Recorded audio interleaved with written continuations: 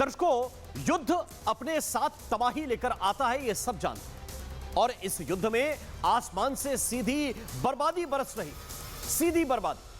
अगर मैं एक एक करके आपको बताऊं तो ईरान पर अब तक 2000 से ज्यादा हमले हो चुके हैं।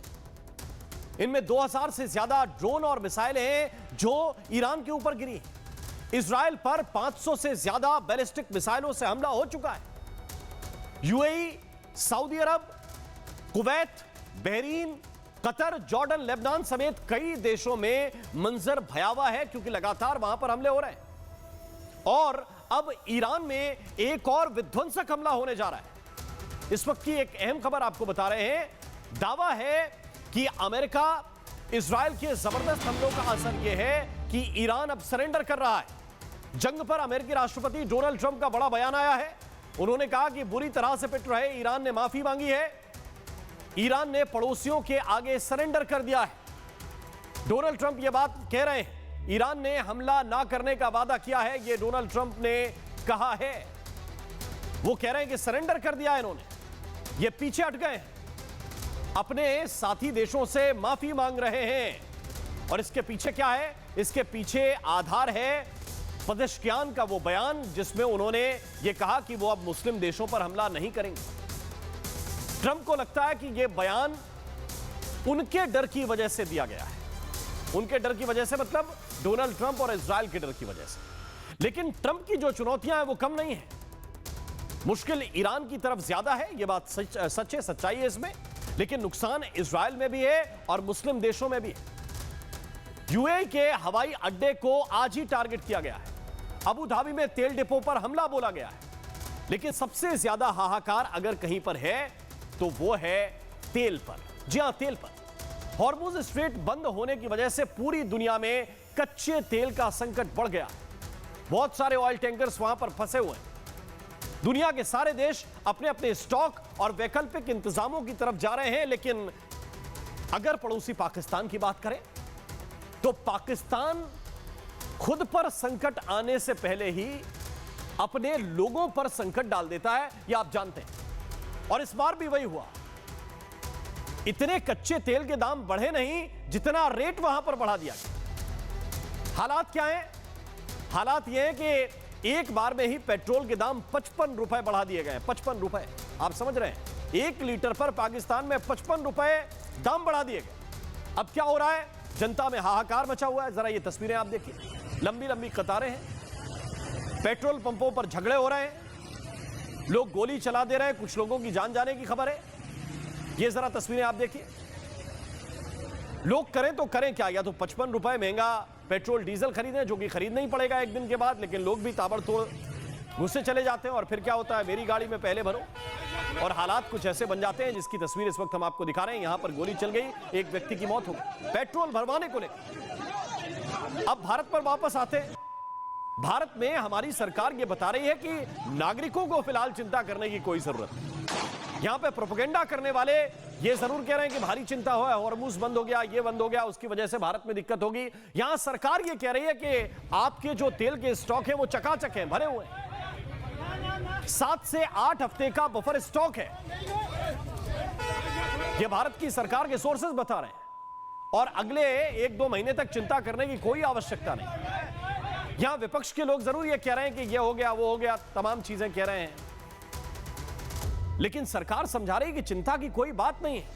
और उधर पाकिस्तान में मैंने आपको बताया, उधर क्या हो रहा है? अफगानिस्तान के बॉर्डर पर मारामारी है। अफगानिस्तान के बॉर्डर पर अफगानिस्तान तालिबान जो है वो ठोक रहा है। टीटीपी की तरफ से कार्रवाई की जा रही है। कई जगह तो खबरें ये आई कि पाकिस्तान की कई चौकियां उड़ा दी गई।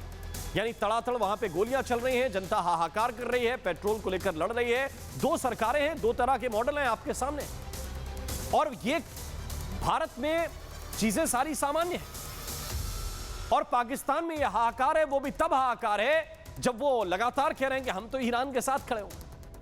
फिर कोई उठकर खड़ा होता है कि सऊदी के साथ हम अलाइन हैं, सऊदी के साथ। और ये बार बार दावा करते हैं कि भाई हम ईरान के साथ हैं, ईरान के साथ हैं, चवन्नी का तेल नहीं खरीदते उनसे। ये कैसा सहयोग है, कैसा साथ? 5 पैसे के तेल का व्यापार नहीं है और बता रहे हैं कि हम ईरान के साथ हैं। अच्छा, ये ईरान के साथ हैं, ये सऊदी के साथ हैं, या ट्रंप के साथ हैं जिनके लिए नोबेल पीस प्राइज तक ये चले जाते हैं। इनकी संसद में बवाल हो रहा है, सवाल उठाए जा रहे हैं कि आप खड़े हैं तो कहां खड़े हैं, बताइए जरा। वो कौन सी बुनियाद है जिसके आधार पर आप ट्रंप के लिए नोबेल पीस प्राइज मांग रहे थे, उसका एक कारण बताइए। तो ये उलझन वहां पर किस तरह की है, भारत में तेल को लेकर किस तरह की बात हो रही है, इस पर मैं बात करूंगा विस्तार से। एक्सपर्ट्स का एक पैनल होगा, लेकिन पहले एक रिपोर्ट मैं आपको दिखाता हूं।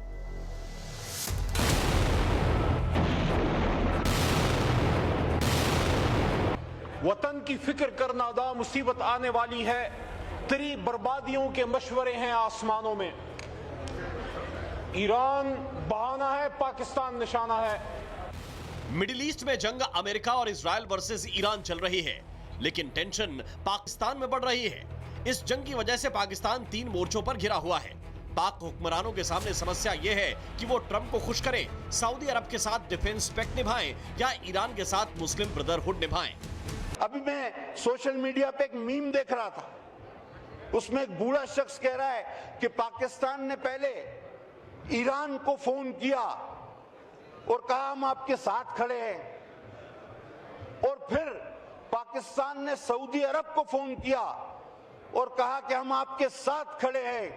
तो ईरान और सऊदी अरब ने एक दूसरे को फोन किया और पाकिस्तान को कहा कि भाई आप बैठ जाओ। ये ट्रीटीज, ये चमचागिरियां, ये आपको नहीं बचा सकेगी। पाकिस्तान की चिंता सिर्फ इतने तक सीमित नहीं है। हॉर्मुज बंद होने से पाकिस्तान की तेल सप्लाई पूरी तरह से ठप हो गई है। अब पाकिस्तान के पास सिर्फ कुछ ही दिनों का रिजर्व ऑयल है। ऐसे में अभी से पाकिस्तान में तेल के लिए मारामारी है। चाहे लाहौर की बात करें या फिर कराची की, पाकिस्तान में हर जगह पेट्रोल पंपों पर लंबी लंबी कतारें लगी हुई हैं।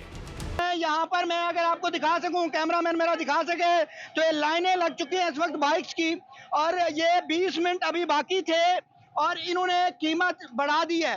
322 रुपए 82 पैसे पेट्रोल कर दिए। आप न्यूज देखें, आराम से बात आप न्यूज देखें, आराम से हम कौन सा अपनी मर्जी से बढ़ा रहे हैं? आराम से बात करो, 12 बजे का टाइम होता है यार न्यूज देखें।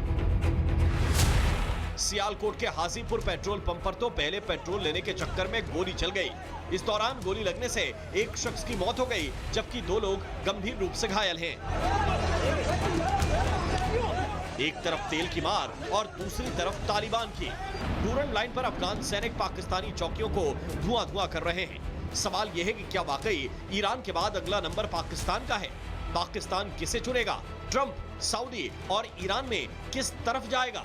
सवाल यह भी है कि अफगानिस्तान के चंगुल से कैसे बचेगा पाकिस्तान?